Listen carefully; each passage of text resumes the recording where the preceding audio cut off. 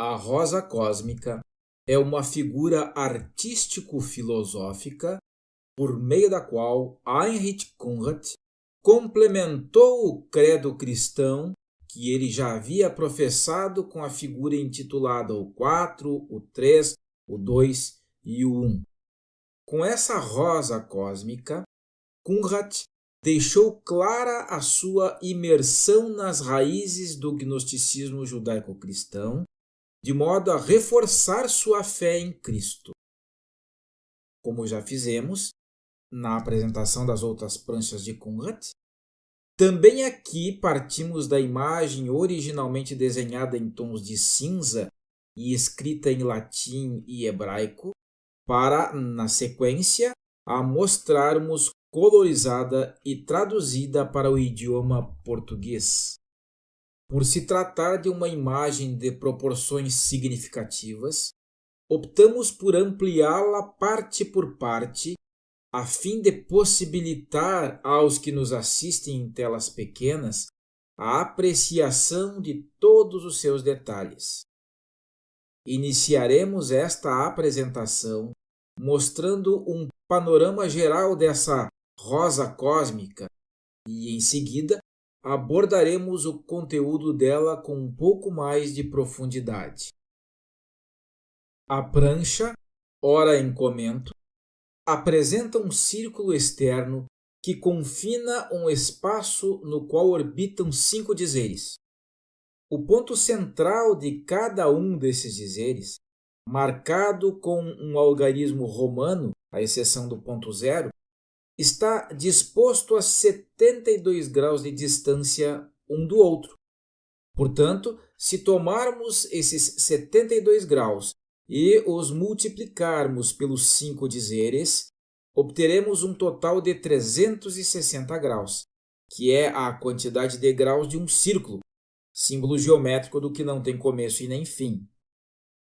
Os demais círculos internos são um misto de texto e símbolos, em que se destacam concentricamente de fora para dentro os seguintes elementos: nuvens espessas, contendo extratos dos 10 mandamentos bíblicos que Moisés recebeu de Deus durante os 40 dias e 40 noites em que ficou envolto em névoas no Monte Sinai.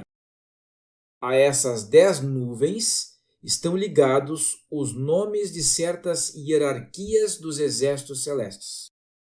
Um pouco mais para dentro, como que fazendo a divisão entre o Antigo e o Novo Testamento bíblicos, há um versículo extraído do Evangelho de Mateus, capítulo 22, versículos 37 a 39, e que circunda as 22 letras do alfabeto hebraico. Mais para dentro, há nuvens cortadas pelas línguas de Pentecostes, sendo 10 delas de fogo branco e em formato pontiagudo, e 2 outras de fogo negro e gris em formato circular, uma acima e outra abaixo. As 10 línguas de fogo branco representam as 10 sefirot da cabalística árvore da vida, ao passo que as 2 línguas circulares representam o infinito do acima e a verdade do abaixo, atestando que não há nada oculto que não venha a ser conhecido. Mais para dentro ainda, há uma rosácea ígnea, característica da glória divina, de onde sobressaem 5 chamas principais, dentro das quais encontram-se grafadas as 5 letras do nome simbólico atribuído a Jesus. Nas demais chamas, leem-se nomes de Deus ligados a cada uma das esferas cabalísticas. E no centro dessa fogueira acha-se Jesus em pose de cruz, totalmente nu como um recém-nascido. Ao redor dele há inscrições em 2 níveis. No nível mais externo lê-se: "Por este sinal vencerás". Esta frase é atribuída a uma visão que o imperador romano Constantino I teria tido antes da Batalha da Ponte Milvia, em 312 d.C., onde ele viu uma cruz no céu com a inscrição In hoc signo vinces. De acordo com a tradição, Constantino converteu-se ao cristianismo após essa visão e venceu a batalha, tornando-se imperador único de Roma. A frase também simboliza a vitória do cristianismo sobre o paganismo e o triunfo da fé cristã. No nível mais interno, lê-se: verdadeiramente ele era o Filho de Deus. Essa afirmação reconhece a importância da vida, morte e ressurreição de Jesus na fé cristã e sua significância como o único mediador entre Deus e a humanidade. Perpassando a parede da rosácea de fogo, em voo ascendente, vê-se uma fênix, em cujo bico apoiam-se os pés do Jesus renascido. Esse pássaro mítico reforça a ideia da ressurreição de Jesus e deixa subentendida a existência de uma placa com os seguintes dizeres aos pés do Mestre crucificado: INRI, ou seja, pelo fogo renovam-se todas as coisas. Feito esse resumo da prancha, vamos agora examinar-lhe parte por parte. O círculo externo é encabeçado pela frase Santo, Santo, Santo, Senhor dos Exércitos, que era, que é e que será. Plenos estão os céus e a terra de sua majestade e glória. Aleluia, aleluia, aleluia. Esta é uma passagem bíblica encontrada em Isaías capítulo 6, versículo 3, no Antigo Testamento. Ela faz parte da visão do profeta Isaías no templo, onde ele testemunha a majestade e a santidade de Deus sendo cantadas por coros de serafins. 1. A frase lavai-vos, sede purificados é uma expressão que carrega significados simbólicos e espirituais e pode ser encontrada em diferentes contextos religiosos, especialmente dentro do cristianismo. De modo geral, lavai-vos, sede purificados é uma expressão que nos lembra da necessidade de limpeza espiritual, arrependimento e busca pela santidade, tanto no Antigo quanto no Novo Testamento da Bíblia. 2. Yud Rei Vav Rei é o único Criador de todas as coisas. As outras potestades considerai-as como servas. Essa frase expressa uma crença fundamental dentro do monoteísmo judaico e cristão sobre a soberania de Deus como o único Criador de todas as coisas e a subordinação de outras potestades ou divindades em relação a ele. 3. Ao superior, votos e preces. Aos inferiores, hinos. Essa frase sugere uma hierarquia na maneira como os seres humanos se relacionam com as divindades ou entidades espirituais, indicando diferentes formas de adoração e reverência, dependendo do status espiritual do destinatário. 4. Se por acaso uma petição for encaminhada aos inferiores sem a devida delegação do superior, então não caberá a este a resolução da demanda. Essa frase reflete um princípio de autoridade e hierarquia espiritual, sugerindo que as petições ou pedidos dirigidos às entidades espirituais devem ser feitos de acordo com uma delegação ou permissão do superior. A frase destaca a importância da autoridade espiritual e a necessidade de respeitar a hierarquia divina ao fazer petições ou pedidos espirituais, reconhecendo que o superior tem a prerrogativa de delegar autoridade para resolver demandas espirituais. Nas nuvens espessas mais externas, lê-se em sentido horário a partir do triângulo da quádrupla essência divina os seguintes extratos dos 10 mandamentos bíblicos. Primeiro mandamento: então falou Deus todas estas palavras: Eu sou o Senhor teu Deus, que te tirei da terra do Egito, da casa da servidão. Não terás outros deuses diante de mim. Segundo mandamento: não farás para ti imagem de escultura, nem semelhança alguma do que há em cima nos céus, nem embaixo da terra, nem nas águas debaixo da terra.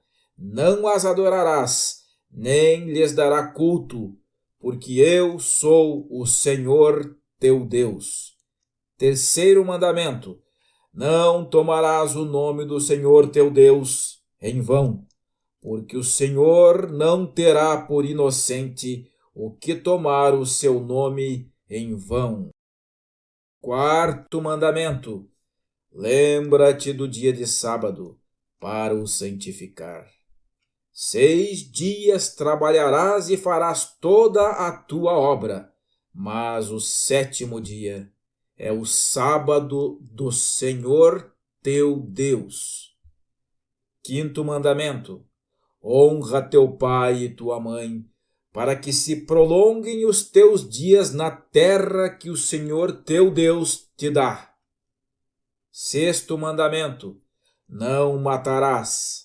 7º mandamento: não adulterarás. 8º mandamento: não furtarás. 9º mandamento: não dirás falso testemunho contra o teu próximo. 10º mandamento: não cobiçarás a casa do teu próximo, não cobiçarás a mulher do teu próximo, nem o seu servo, nem a sua serva, nem o seu boi, nem o seu jumento, nem coisa alguma que pertença ao teu próximo. Ligados a cada um desses mandamentos estão as seguintes 10 hierarquias dos exércitos celestes. Santas criaturas Tarshishim. As santas criaturas Tarshishim são entidades místicas que aparecem nas tradições esotéricas judaicas e, em particular, na tradição cabalística. O termo Tarshishim pode ser traduzido como os que estão cheios de sabedoria ou aqueles que carregam sabedoria. Eles são frequentemente associados à esfera da sabedoria divina e são vistos como guardiões do conhecimento sagrado. Ofanim. Os Ofanim são uma classe de anjos mencionados na tradição judaica e, posteriormente, na tradição cristã. O termo Ofanim vem do hebraico Ofanim, que significa rodas ou giros. Eles são frequentemente associados à visão mística do profeta Ezequiel, descrita em seu livro no Antigo Testamento. Aralim. Os Aralim são uma classe de anjos mencionados na tradição judaica, que também são conhecidos como tronos na tradição cristã. O termo Aralim vem do hebraico Arel, que significa trono. Eles ocupam uma posição alta na hierarquia angelical e são associados à presença de Deus e à execução de sua vontade. Hashmalim. Os Hashmalim são uma classe de seres celestiais mencionados na tradição judaica. E o termo Hashmal pode ser traduzido como eletricidade ou substância brilhante. Eles são frequentemente associados à visão do profeta Ezequiel, que descreve seres celestiais rodeados por um brilho semelhante a fogo reluzente. Serafim. Os serafins são uma classe de anjos mencionados na tradição religiosa judaico-cristã, considerados como uma das mais altas ordens angelicais. O nome serafim vem do hebraico seraf, que significa ardente ou queima. Eles são frequentemente associados à purificação, à adoração e à proximidade com o divino. Malachim. Os malachim são uma classe de seres celestiais frequentemente traduzidos como anjos na tradição judaica. A palavra malach, em hebraico, significa mensageiro e é comumente usada para se referir aos anjos, embora o termo possa ser usado para outras figuras, como profetas ou mesmo seres humanos com missões divinas. Malachi Elohim. Malachi Elohim é uma expressão hebraica que pode ser traduzida como anjos de Deus ou mensageiros de Deus. Na tradição judaica, esses seres são frequentemente mencionados como uma classe específica de anjos, distintos dos malachim comuns. Bnei Elohim. Bnei Elohim é uma expressão hebraica que significa filhos de Deus. Na tradição judaica, essa expressão pode se referir a diferentes entidades, dependendo do contexto em que é usada. Na Bíblia hebraica, particularmente no livro de Gênesis e em outros textos, ela pode ter significados diversos. No contexto do Gênesis, capítulo 6, versículos 1 a 4, Bnei Elohim refere-se a seres celestiais ou anjos que desceram à terra e se relacionaram com mulheres humanas. Esse relato descreve os filhos de Deus casando-se com as filhas dos homens, e seus descendentes são chamados de Néfilins, que muitos interpretam como uma raça de seres poderosos ou gigantes. Querubim. Os querubins são uma classe de seres celestiais mencionados na tradição judaica e cristã, frequentemente associados à guarda e proteção. Eles desempenham um papel significativo tanto na teologia quanto na iconografia religiosa. Ishim. Os Ishim são uma classe de seres celestiais mencionados na tradição judaica e no livro de Daniel, frequentemente traduzidos como homens ou seres humanos. A palavra Ish, em hebraico, significa homem e Ishim é o plural dessa palavra. No livro de Daniel, capítulo 10, versículos 5 e 6, o profeta descreve uma visão de um ser celestial que se aproxima dele e é chamado de Ish. Ele descreve o Ish como tendo olhos como tochas de fogo, braços e pernas brilhantes e uma voz como o som de uma multidão. Essa descrição indica uma figura celestial de grande poder e autoridade. Orbitando acima das letras hebraicas, lê-se a seguinte passagem bíblica: Amarás o Senhor teu Deus de todo o teu coração e de toda a tua alma e com todas as tuas forças e com toda a tua mente, e amarás o teu próximo como a ti mesmo. Este versículo é uma passagem-chave tanto no judaísmo quanto no cristianismo e é conhecido como o Grande Mandamento. Ele resume os princípios fundamentais da fé e da moralidade. O círculo das 22 letras hebraicas representa os 22 caminhos ou galhos que se interligam hierarquizadamente ao tronco da árvore da vida. No tronco dessa árvore simbólica há 10 nós ou corações principais, donde partem 22 artérias ou vias de condução da seiva vital.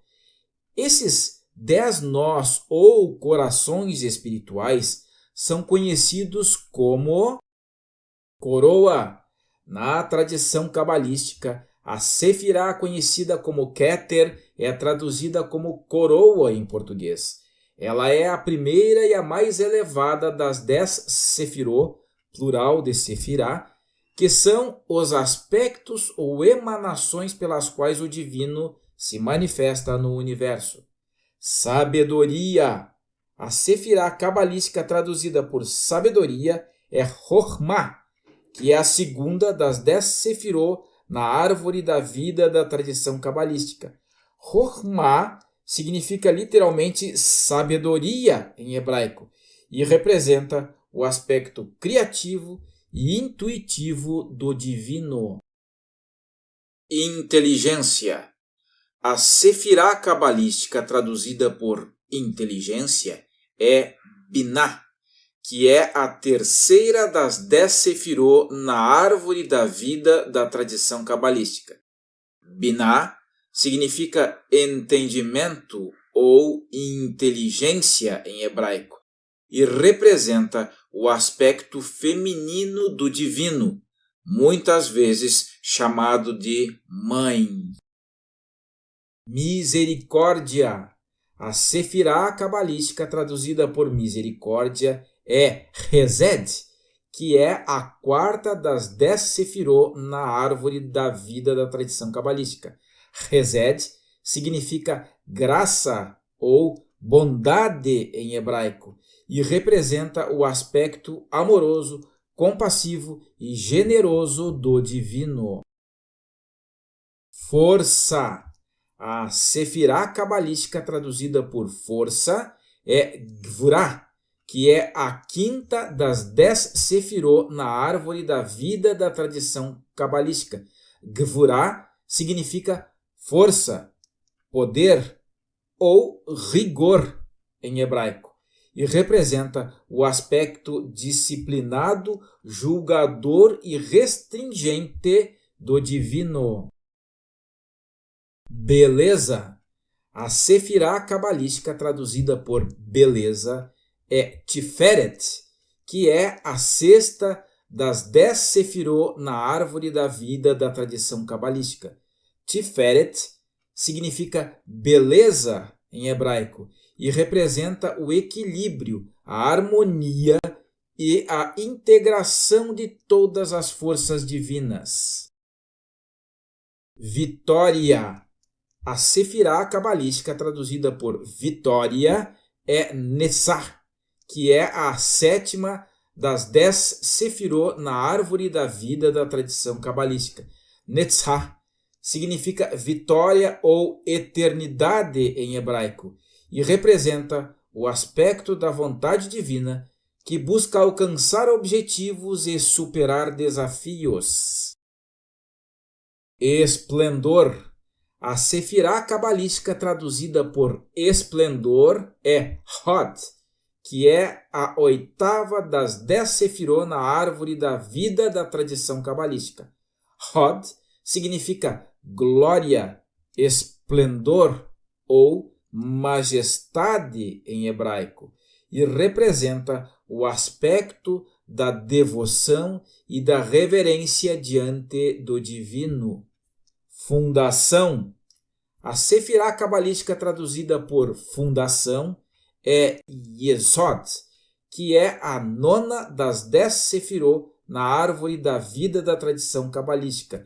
Yesod significa fundação em hebraico e representa o aspecto de conexão, estabilidade e realização dos propósitos divinos. Reino. A sefirá cabalística traduzida por reino é Malhut, que é a 10ª e última das sefirot na árvore da vida na tradição cabalística. Malhut significa reino ou soberania em hebraico e representa o aspecto da manifestação física, a concretização dos planos divinos no mundo material. Em cada sefirá da árvore da vida reina um aspecto da divindade, bombeando a vida em ação diastólica e sistólica para todo o sistema criado. E cada aspecto divino, desde a coroa até ao reino, é denominado da seguinte forma: Ehyeh. Ehyeh é uma palavra hebraica que aparece na Bíblia, especificamente no Antigo Testamento, mais precisamente no livro de Êxodo, capítulo 3, versículo 14. É parte de uma passagem em que Moisés está diante da sarça ardente e questiona Deus sobre qual nome ele deve dizer aos israelitas quando lhes transmitir a mensagem de libertação do Egito. Ehyeh é um nome que carrega um profundo significado teológico e espiritual, representando a autoexistência, a eternidade e a transcendência de Deus. Yah.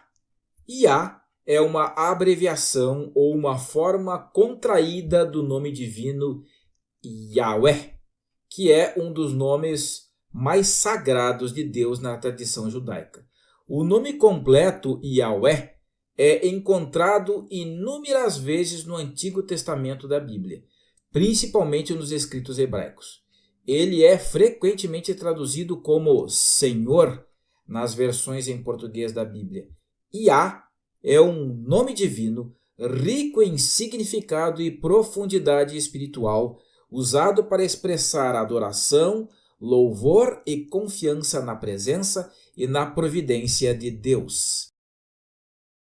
Yahweh.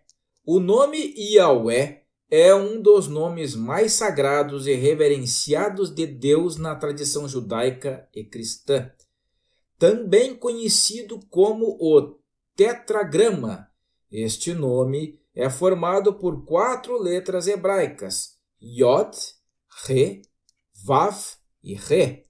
Na tradição judaica, o tetragrama é considerado tão sagrado que seu verdadeiro significado e pronúncia são guardados com extremo cuidado, e é comumente substituído ao ser lido ou pronunciado por Adonai, que significa Senhor, ou por Hashem, que significa o nome. El. O nome El é uma das formas mais antigas e proeminentes de se referir a Deus, encontrada em várias culturas do mundo antigo, especialmente na tradição semítica. Na língua hebraica, El é uma palavra que significa Deus ou poderoso e é usada tanto como um nome próprio quanto como um título para o Ser Supremo. Elohim Gibor. Elohim Gibor é uma expressão hebraica que significa Deus poderoso ou Deus guerreiro. Consiste na combinação de 2 termos importantes usados para descrever a natureza e os atributos de Deus na tradição judaica. Elohim Gibor é uma expressão que descreve a natureza poderosa e guerreira de Deus na tradição judaica, enfatizando sua capacidade para triunfar sobre todos os desafios e inimigos. É uma afirmação da soberania e do poder divino, que traz segurança e esperança ao povo de Deus. El-Ha. El-Ha é um termo hebraico que deriva da mesma raiz que Elohim, mas é uma forma singular e menos comum de se referir a Deus no Antigo Testamento da Bíblia hebraica. Enquanto Elohim é plural em forma, El-Ha é singular, sugerindo uma ênfase na unicidade e singularidade de Deus. Yahweh Tsebaot. Yahweh Tsebaot é uma expressão hebraica que se traduz como o Senhor dos Exércitos ou o Senhor dos Exércitos Celestiais. É uma das muitas formas pelas quais Deus é descrito no Antigo Testamento da Bíblia hebraica e é usado para enfatizar o poder e a soberania de Deus sobre todos os exércitos, tanto terrenos quanto celestiais. Elohim Tsebaot.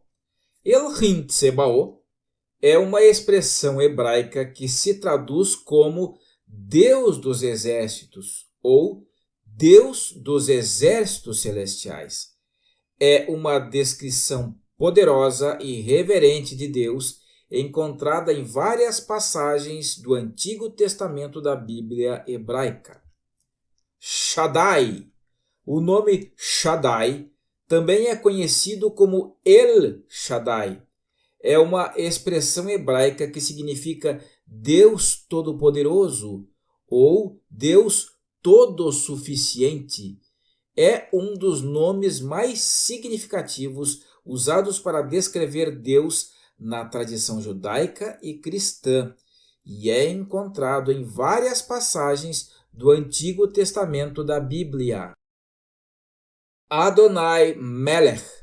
Adonai Melech é uma expressão que combina duas palavras de origens diferentes. Adonai, que é uma forma alternativa de se referir a Deus na tradição judaica, e Melech, que significa rei em hebraico. Juntas, essas palavras formam um nome que pode ser interpretado como o Senhor é rei ou Deus é rei. Concluímos esta apresentação dizendo que a prancha intitulada Rosa Cósmica é o resumo personalíssimo do cristianismo tal como era compreendido e praticado por Heinrich Kunrat em sua época. Que Deus o tenha em sua santa glória.